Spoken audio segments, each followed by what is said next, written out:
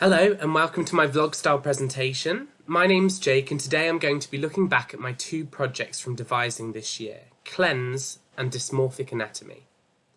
As I look back on my projects, I'll be discussing the techniques and practitioner inspirations that led me to the choices that created my work, and deciding whether or not my choices were either effective or ineffective in some ways. While being deeply critical and honest surrounding my work and its potential flaws, it's worth noting that I'm incredibly proud and happy with the outcome of both projects, and any negative feedback from myself regarding my work is merely coming from a place of wanting to constantly improve myself regarding my work and its ongoing process that can go on arguably forever for most directors and devisers alike. So, without further ado, let's begin. Firstly, we'll start with Cleanse. Cleanse is an experimental live art-based solo performance following an individual actor who was just entered the room looking amiss and who almost immediately begins to display some very unusual behaviour. Covering themselves in antibac for one next to the sink and then taking off the majority of their clothes, they then go on to scream in a bathtub. To the average audience member, this piece opens up a large amount of questions, understandably so, and these are purposefully created to stimulate the mind and allow the audience to land on their own opinions into what the piece is aiming to do and inform them. It's probably quite clear already that this piece was created from a very strange stimulus, and this stimulus was none other than Yoko Ono. While researching a variety of practitioners, I became quite obsessed with Yoko Ono's cut piece, which is a project in which Yoko sits on a stage in a traditional Japanese position that is deemed as respectful in Japanese society, and she's holding a pair of scissors, and she asks the audience to come up and cut pieces of her clothes off. It's also worth noting that I also looked briefly at Christo Javachev, that was very brief, but I also looked into the Mole Worker Ensemble from Germany as well. And in their piece, it was an event that took place over 2 hours in a German museum in which they recreated lots of Fluxus performances that had taken place over the years. These performances all are a direct result of George Maciunis's Fluxus movement, a movement that heavily started to take off in the 60s. The Fluxus movement was actually a direct evolution of the Dada movement, which was the idea of creating art out of everyday and controversial objects for the sheer sake of art and freedom of expression. Fluxus, however, tried to integrate these ideas into something slightly more serious, but still light-humoured at heart. A quote from an article by Lisa Wainwright titled Fluxus, very lovely, very conveniently, says that, quote, in its early years from 1962 to 1966, Fluxus fused conceptual art, minimalism, new music, poetry, and chance-based work into an intermedia phenomenon, identifiable more through its irreverent attitude toward art than through the use of any distinct style.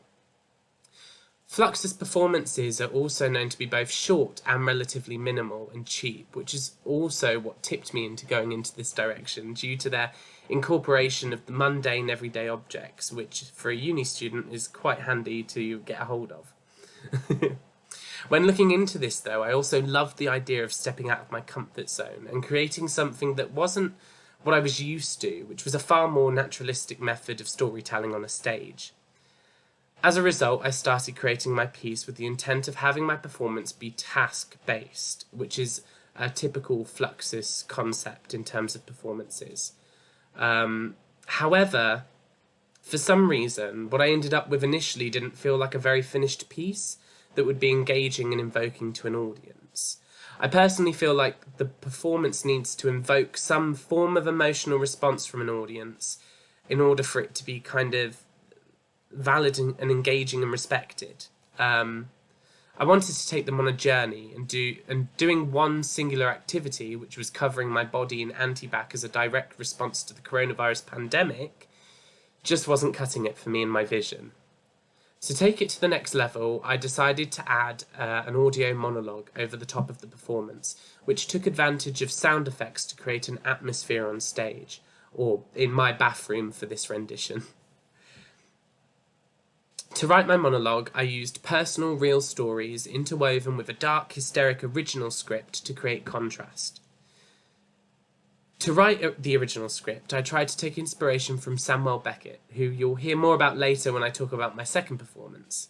Specifically for this performance, I looked at his directed performances of Footfalls and Not I.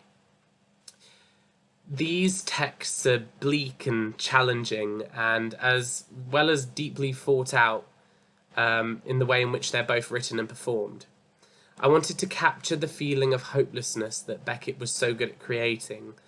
However, during this performance, I feel as though the text was more of an homage rather than a direct influence to Beckett's work. For some reason, it was really hard to capture the tone that Beckett creates in his work. I played with timing in my delivery as well as tone and pitch in my voice, but for all my attempts, what I ended up with still felt different. In the end, I decided to go with the direction my work was headed in and started to look at evolving these techniques and methods and really kind of making them my own. Ultimately, it can be argued that my performance doesn't necessarily fit into the Fluxus category either, but I have to disagree. I think my work was heavily influenced by my process and feelings towards what I wanted to present. I think I gave myself more than one task in the performance and achieved these tasks while, yes, in character, and therefore I merged what I knew with what I had learnt to create something unique and different. Something that opened a point of discussion, whether it be regarding the current pandemic we find ourselves in, or something much broader, such as mental health, sexuality, or even suicide, which are just some of the topics that were brought up to my attention from my audience after receiving feedback. And I feel that Fluxus is the kind of tool to create those responses and discussions. And the whole point of it is to be free and to create art that you want. So I don't like the idea of being in a Fluxus box, per se, if that makes sense. Overall, I was very happy with the performance. Next up, I'd like to talk to you about my group collaborative performance that became Dysmorphic Anatomy. When we formed our group, we knew right off the bat that we wanted to create something challenging and important. We all had come from creating quite quirky live art performances and had a variety of ideas to the table. In choosing our topic, we noticed that one of us hadn't actually created a performance for her last topic. She made a presentation instead, due to the obvious limitations we find ourselves in currently.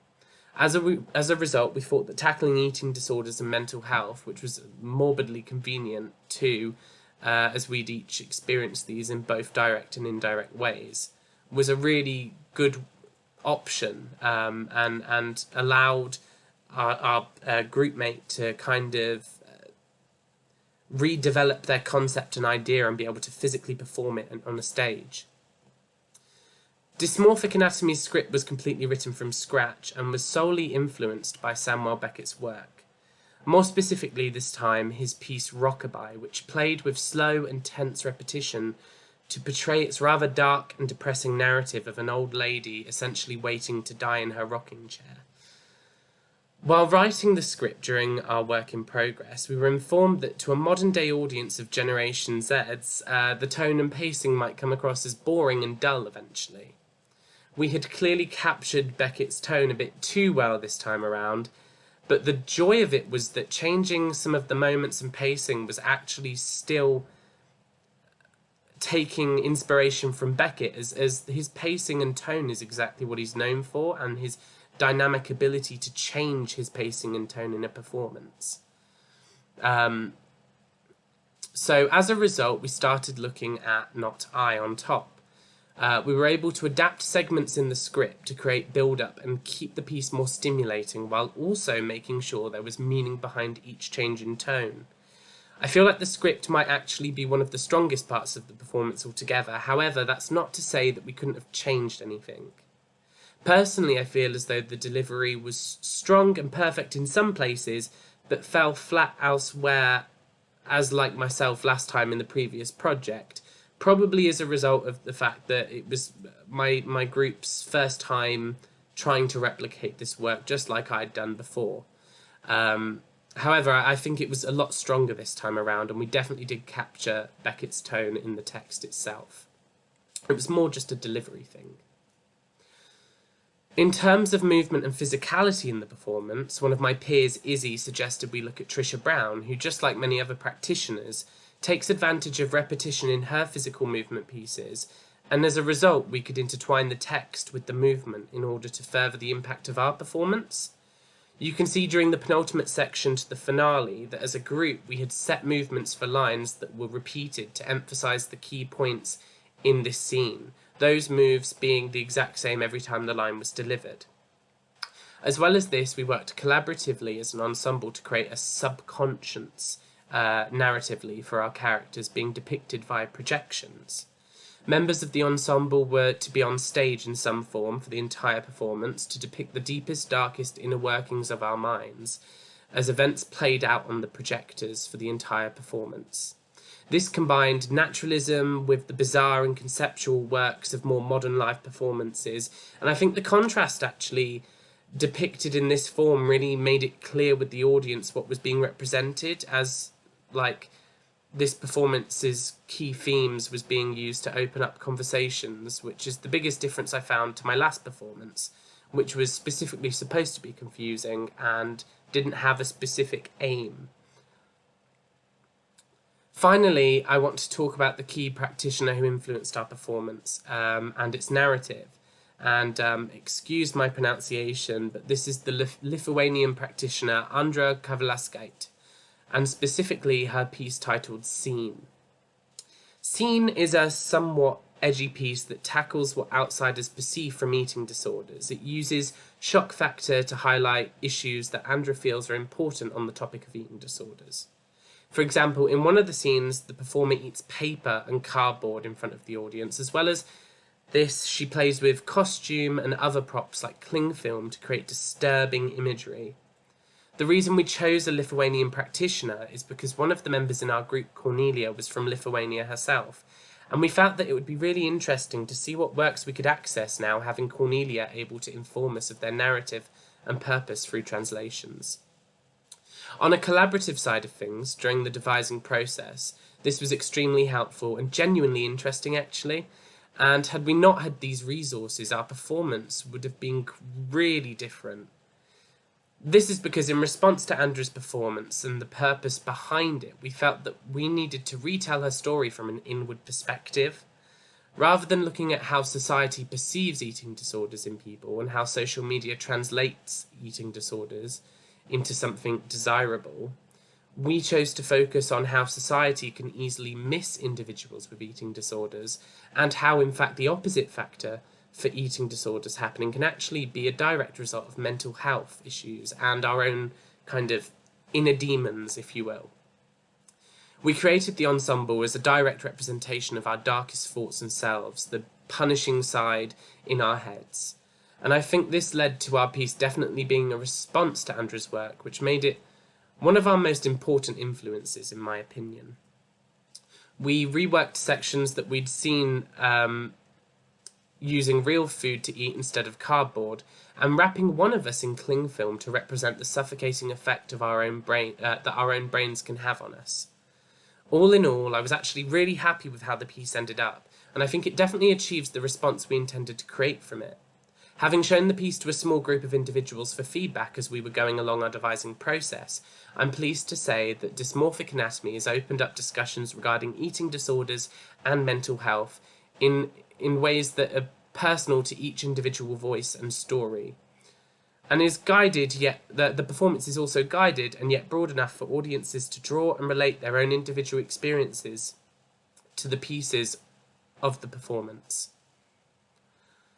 To conclude, while not everything in both my performances is completely polished, the process for both was a personal journey achieved through interacting with major works and drawing inspiration to create my own artistic message. Each piece was able to achieve the conversations I wanted to start and still managed to create impact effectively. And altogether, these pieces have made a huge leap in developing my practice style into something less structured and more freer and more experimental. leading me to open up to more dynamic and open performances in the future.